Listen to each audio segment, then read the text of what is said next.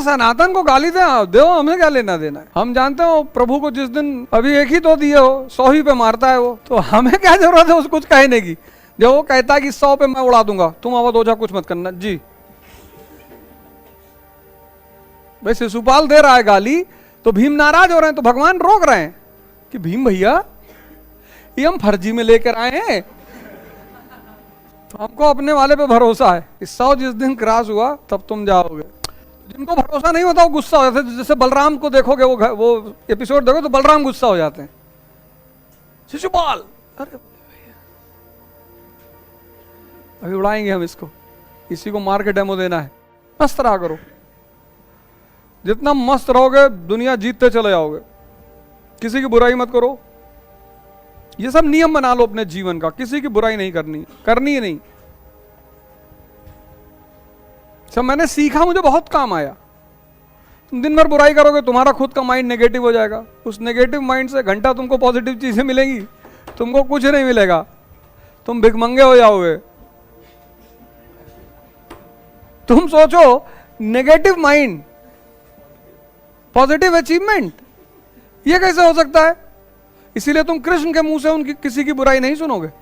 सबकी तारीफ करते हैं, शकुनी की तारीफ करते हैं, दुर्योधन की तारीफ करते हैं, सबकी तारीफ करते हैं। लेकिन शकुनी बुराई करता है, दुर्योधन बुराई करते हैं, सब मारा गया। देखो कृष्ण कितने इज्जत से शकुनी का नाम लेते हैं, मामा जी को प्रणाम, मामा श्री।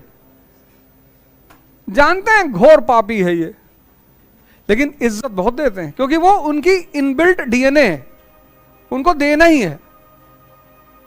उनको पता है कि हमारे साथ बदतमीजी करेगा, सटा के उड़ा देंगे तुरंत। तो ये सब चीजें तुम्हें सीखनी होती है। प्रेमानंद महाराज जी से मिले कभी वृंदावन? अरे जाओ कभी दर्शन कराओ यार उनके। अरे दर्शन क्या, वो जब नहा के निकलते हैं वहां यमुना से, तो वहीं रास्ते में खड़े रहो, हल्का प्रणाम वणाम कर लो, चले आओ। दर्शन का क्वेश्चन, एनडीटीवी की एंकर हो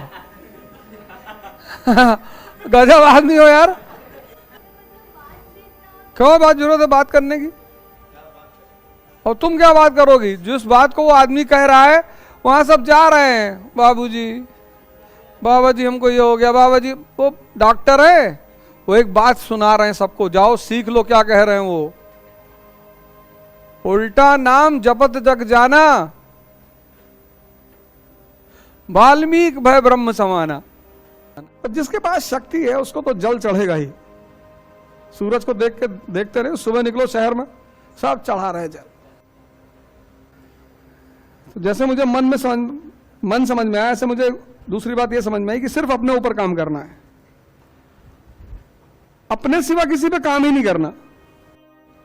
तो जैसे जैसे शक्ति इकट्ठी होती जाएगी तुम्हारे ऊपर जल चढ़ता जाएगा। चेतना तुम्हारी चित्त से अलग नहीं है, जुड़ी हुई है। तो जहां तुम्हारा चित्त है वहीं तुम्हारी चेतना है। इसलिए जिस काम में तुम्हारा चित्त नहीं लग रहा उस काम में परफेक्शन कभी आएगा ही नहीं। और जहां तुम्हारा चित्त लग रहा है, क्योंकि चेतना भी साथ बैठी हुई है, तो जहां चित्त लग रहा है उस काम में तुरंत परफेक्शन आ जाएगा। क्योंकि चित्त अकेला नहीं आता, चित्त का साया है चेतना। इसीलिए चित्त को सांस पे लगाना होता है कि धीरे धीरे चित्त गायब हो जाता है, चेतना बच जाती है। पर लंबी साधना है वो, पर मजा बहुत आता है। तो तुम जहां चित्त लगाओगे वहां चेतना अपने आप चली आएगी। तो जब भी तुम बहुत बनते संवरते, साफ सुथरा रहना चाहिए। बनते संवरते हो इसका मतलब तुम किसी को आकर्षित करने का प्रयास कर रहे हो, शक्ति लगा रहे हो, मेहनत कर रहे हो। तो जब तुम्हारा चित्त दूसरे पे लगा हुआ है तो तुम्हारी पढ़ाई खाक होगी, कुछ नहीं होगा। जो भी बन संवर रहा, वो चाहे स्त्री हो चाहे पुरुष। हाँ, अब कहीं विवाह में जाना है, किसी फंक्शन में जाना, वो सब एक अलग बात है। लेकिन तुम क्लास में आते हो,